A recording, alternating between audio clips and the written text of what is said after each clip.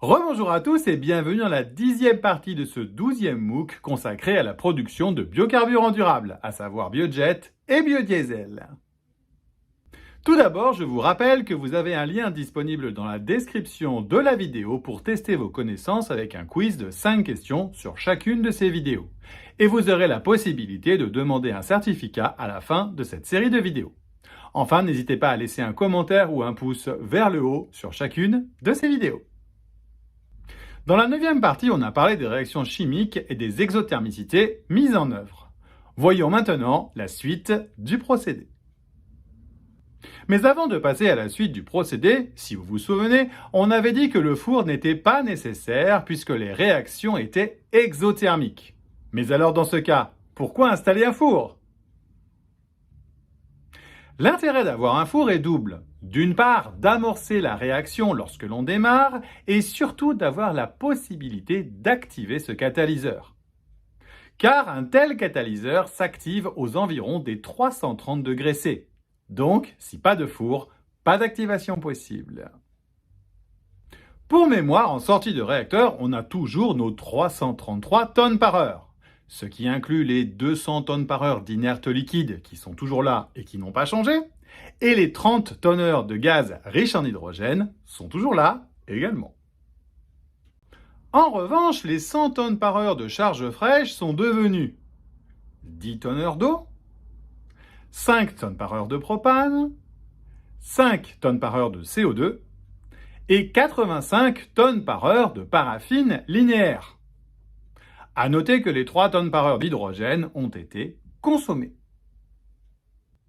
Comme on avait les 300 tonnes par heure de liquide et 33 tonnes par heure de gaz en entrée de réacteur, on a dorénavant en phase gaz les 33 tonnes par heure de gaz initial, moins les 3 tonnes par heure d'hydrogène consommées, mais plus les 10 tonnes par heure d'eau qui sont sous forme vapeur, plus 5 tonnes par heure de propane vaporisé, plus 5 tonnes par heure de CO2, soit un total de 50 tonnes par heure. En phase liquide, il reste les 300 tonnes par heure que l'on avait en entrée, moins 5 tonnes par heure de propane, moins 5 tonnes par heure de CO2, moins 10 tonnes par heure d'eau, mais plus les 3 tonnes par heure d'hydrogène qui sont maintenant associées aux paraffines produites. Il reste donc 283 tonnes par heure de liquide. Et on maintient bel et bien 50 plus 283 égale 333 tonnes par heure de molécules.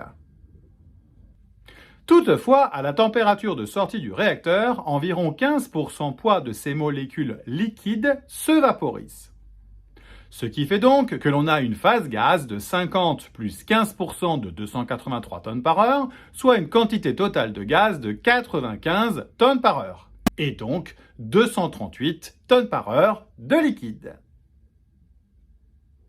Et logiquement, on a toujours bel et bien nos 238 plus 95 égale 333 tonnes par heure de molécules.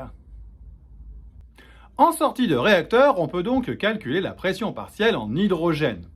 On obtient une valeur de 40 bars que l'on multiplie par la fraction molaire en hydrogène dans la phase gaz, estimée ici à 60% volume, ce qui conduit à une valeur de l'ordre de 25 bars. À noter que la quantité de catalyseur total dans cette section est typiquement de 0,5 à 2 fois le débit de charge volumique horaire, soit dans notre cas typiquement entre 50 et 200 m3 de catalyseur.